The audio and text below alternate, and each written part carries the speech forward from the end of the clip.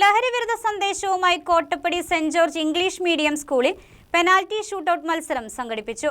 Kothamangalam assistant excise inspector Faisal M A K goal പോസ്റ്റിലേക്ക് പന്തടിച്ച് ഉദ്ഘാടനം ചെയ്തു.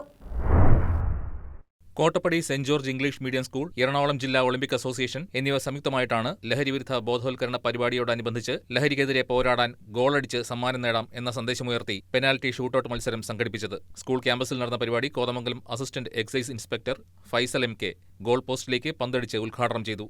വിദ്യാർത്ഥി ജീവിതത്തിൽ പഠനത്തിലും കായികരംഗത്തുമുള്ള നേട്ടങ്ങളാകണം യഥാർത്ഥ ലഹരിയെന്നും തന്റെ ലഹരി എക്സൈസ് വകുപ്പിൽ ആത്മാർത്ഥമായി ചെയ്യുന്ന ജോലിയാണെന്നും അദ്ദേഹം തന്റെ ഉദ്ഘാടന പ്രസംഗത്തിൽ പറഞ്ഞു. സ്കൂൾ മാനേജർ വർഗീസ് കുട്ടി എം.കെ ചടങ്ങിൽ അധ്യക്ഷത വഹിച്ചു. എറണാകുളം ജില്ലാ Olympic association general secretary Joy Paul ലഹരിവിരുദ്ധ സന്ദേശം നൽകി. സജീവൻ ജി, ഷെറിൻ മനോജ് തുടങ്ങിയവർ സംസാരിച്ചു.